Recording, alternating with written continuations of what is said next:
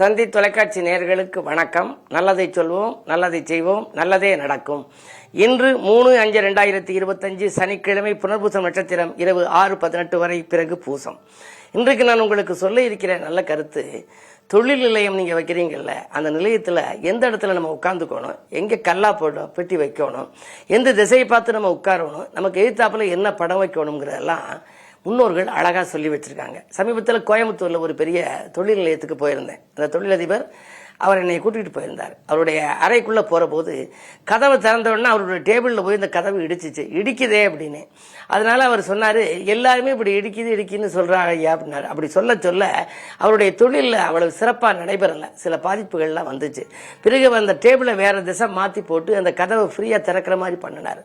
எதுக்கு சொல்கிறேன் அப்படின்னா, அதுக்கு பின்னால் இப்போ அவருக்கு நல்ல வெற்றி நடை போடுது தொழில். காரணம், நம்ம சொல்கிற உச்சரிப்பு சரியாக இருக்கணும். ஒரு தொழில் நிலையத்தில் ஒருத்தர் இது பண்ணார்னா பார்க்குற போது ஏத்தாப்புல அவர் பார்க்கறதுக்குன்னு ஒரு படம் இருக்கணும், நம்ம அந்த கல்லாப்பட்டியில் உட்கார்ந்துருக்கவன் பார்க்கறதுக்குன்னு ஒரு படம் வைக்கணுமா.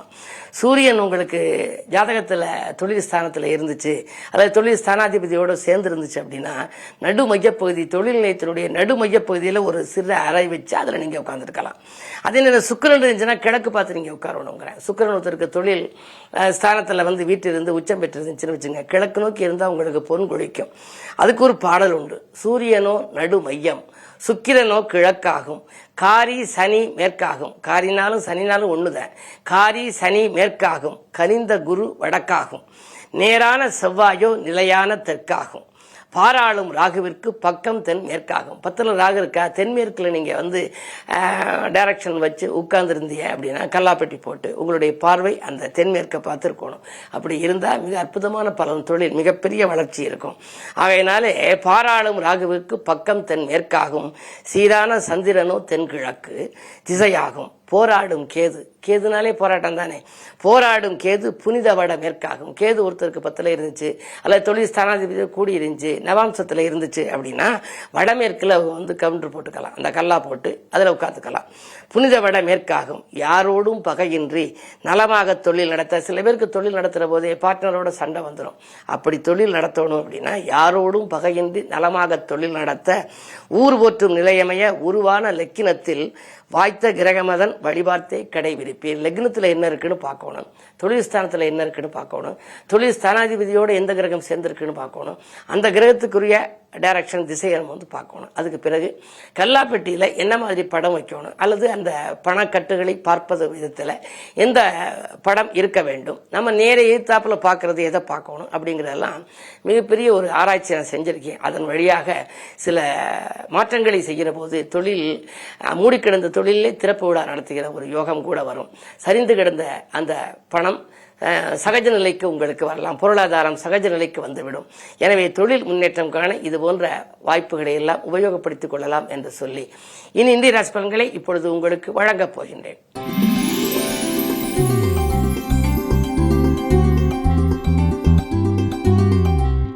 மேசராசி நேயர்களே, உங்களுக்கெல்லாம் ராசிநாதன் செவ்வாய் நீச்சம், ஆனால் நீச்சம் பெற்று சந்திரனோடு இணைந்திருக்கிறார். ஆரோக்கியம் சீராகும், மாற்று மருத்துவத்தால் உங்களுடைய உடல்நலம் சீராகும், மனக்கலக்கம் அகலும், பணவரவு திருப்திகரமாகவே இருக்கிறது. மாமன் வைத்தன் வழியில் நடைபெறும் மங்கள நிகழ்ச்சிகளில் கலந்து கொண்டு முன்னின்று நீங்கள் நடத்துவதற்காக ஆயத்தம் செய்வீர்கள். சூரிய பலம் நன்றாக இருப்பதால் காரியங்களில் எல்லாம் வெற்றி கிடைக்கும். இந்த நாள் நல்ல நாள்.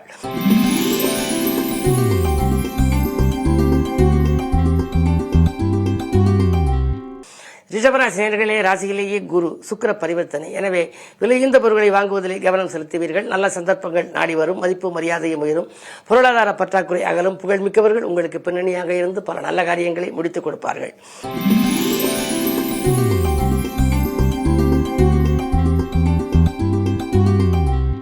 மிதுனராசி நேயர்களே, பகல் 12:29 வரை சந்திரன் உங்கள் ராசிக்குள்.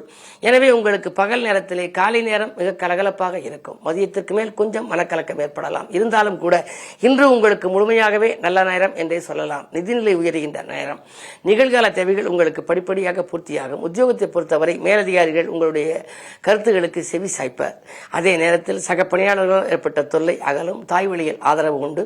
வீடு வாங்க வேண்டும் அல்லது கட்ட வேண்டும் என்று சிந்தித்திருந்தால் அதற்காக எடுத்த முயற்சி கூட கைகூடலாம்.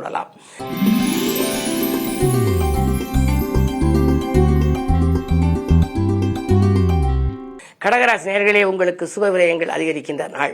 பகல் 12:29 மேல் உங்கள் ராசிக்குள் சந்திர மங்கள யோகம் வருவதனாலே சுபகாரியங்கள் நடைபெறும். என்றைக்குத்தான் வரன்கள் வந்து முடிவாகுமோ, திருமணங்கள் நடைபெறுமோ, மங்கள ஓசை மனையில் கேட்குமோ என்றெல்லாம் கவலைப்பட்டவர்கள் அஷ்டமத்து சனியின் ஆதிக்கத்தில் சிக்கியிருப்பவர்களுக்கு இன்று நல்ல வாய்ப்புகள் வரப்போகின்றது. எனவே நீங்கள் எதை தொட்டாலும் தொட்ட காரியங்களில் வெற்றி கிடைக்கும். சுப செய்திகள் வந்த வண்ணமாக இருக்கும். பிள்ளைகள் உங்கள் குணமறிந்து நடந்து கொள்வார்கள். அயல் நாட்டிலிருந்து வருகின்ற தகவல் ஆதாயம் தரும் தகவலாகவே இருக்கும்.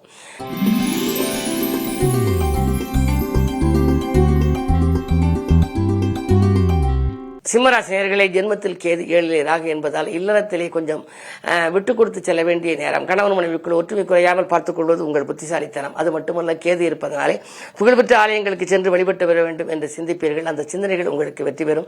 மதிப்பு மரியாதையும் தக்க வைத்துக் கொள்வது கொஞ்சம் அரிது. 10லே குறியிருப்பதால் பதவி மாற்றங்கள் உண்டு.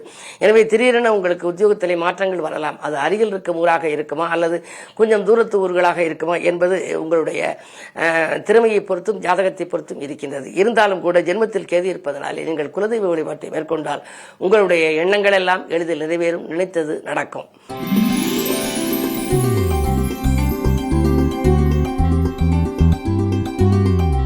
கன்னிராசி நேயர்களே, உங்களுக்கெல்லாம் குரு பார்வை இருக்கின்றது. அஷ்டமத்திலே சூரியன். எனவே அலைச்சல் அதிகரிக்கும். ஆதாயம் குறைவாக இருக்கும்.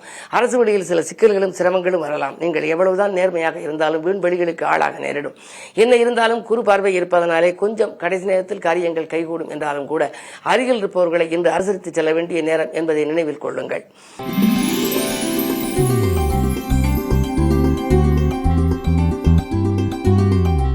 துலாம் ராசி நேயர்களே, உங்களுக்கெல்லாம் இன்று கைவலி, கால்வலி, மூட்டுவலி என்று ஏதாவது ஒரு வலி வரலாம். ஜீரண கருவிகள் பழுதாகலாம். சிக்கல்களும் சிரமங்களும் வரும். திடீர் பயணங்களை கூட மாற்றி அமைப்பீர்கள். என்ன இருந்தாலும் அருகில் இருப்பவர்களின் அனுசரிப்பு கொஞ்சம் உங்களுக்கு குறையும். நீங்கள் தொட்ட காரியங்கள் வெற்றி பெற வேண்டுமானால் துணையாக இருப்பவர்கள் உங்களுக்கு தோள் கொடுத்து உதவ மறுப்பார்கள் என்பதனாலே அவர்களை அனுசரித்துக் கொள்ளுங்கள். அதே நேரம் 5ஆம் இடத்திலே ராகு. பிள்ளைகளையும் உங்கள் மேற்பார்வையில் வைத்துக் கொள்வது நல்லது.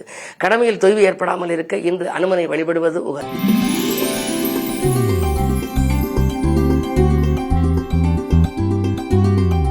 விருச்சிக ராசி நேயர்களே, இன்று பகல் 12:29 வரை சந்திராஷ்டமம்.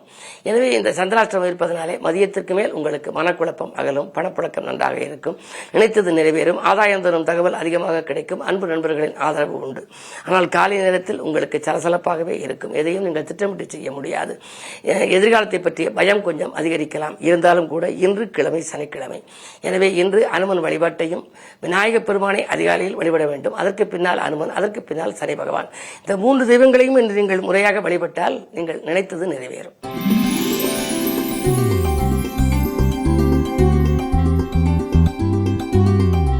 தனுசராசி நேயர்களே, உங்களுக்கெல்லாம் இன்று பகல் 12:29 மேல் சந்திராஷ்டமம். எனவே காலை நேரம் உங்களுக்கு கலகலப்பாக இருக்கும். மதியத்திற்கு மேல் மனக்கலக்கம் உங்களுக்கு ஏற்படலாம். கொஞ்சம் விட்டு கொடுத்து செல்ல வேண்டிய நேரம். வளைந்து கொடுத்து சென்றால் தான் வருமானம் உங்களுக்கு கிடைக்கும். அதே நேரம் நீங்கள் பிறருக்கு நன்மை செய்தாலும் தீமையாக தெரியலாம். தானுண்டு தன் வேலையுண்டு என்று இருக்க வேண்டும். விரயங்கள் கொஞ்சம் கூடுதலாக இருக்கும். எவ்வளவுதான் விழிப்புணர்ச்சியாக இருந்தாலும் கூட விரயத்தை கட்டுப்படுத்த இயலாது என்பதை நினைவில் கொள்ளுங்கள். ஆரோக்கியத்திலும் அக்கறை காட்டுங்கள்.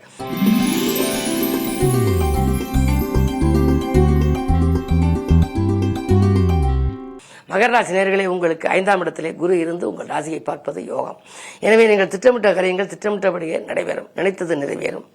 வீடு மாற்றங்கள், இடமாற்றங்கள் அல்லது வீடு வாங்கும் யோகம், இடம் வாங்கும் யோகம் போன்றவைகள் எல்லாம் உங்களுக்கு ஏற்படலாம். பழைய வாகனங்கள் பழுதாகி செலவு வைக்கிறதே, புதிய வாகனம் வாங்கலாமா என்று சிந்திப்பீர்கள். அந்த முயற்சியும் உங்களுக்கு கைகூடும். பிள்ளைகளின் கல்யாண கனவுகளை நனவாக்க எடுத்த முயற்சியும் உங்களுக்கு வெற்றி பெறும். பிள்ளைகளுக்கு வேலை கிடைத்து உதிரி வருமானங்களும் வருகின்ற நாளாக இந்த நாள் அமைகின்றது.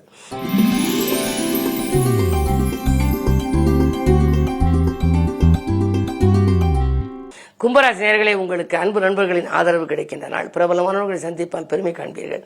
இடமாற்றங்கள் உங்களுக்கு இனிமை தரும் விதம் அமையும். உத்தியோகத்தில் மேலதிகாரிகள் உங்களுடைய கருத்துகளுக்கு செவி சாய்ப்பார். அது மட்டுமல்ல, 2இல் சுக்கிரன் இருப்பதால் ஆடை ஆபரண சேர்க்கை உண்டு. மாலை நேரத்திலே மகிழ்ச்சி பயணமும் உண்டு.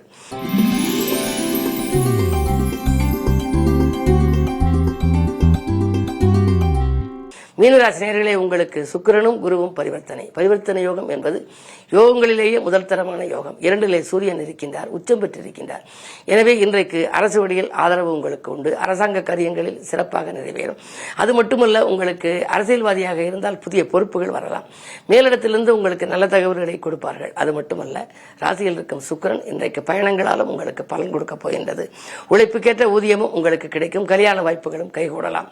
மகிழ்ச்சி கடலில் மிதக்கின்ற நாளாக இந்த நாள் அமைகின்றது. மேலும் நன்மை கிடைக்க தினத்தந்தி படியுங்கள்.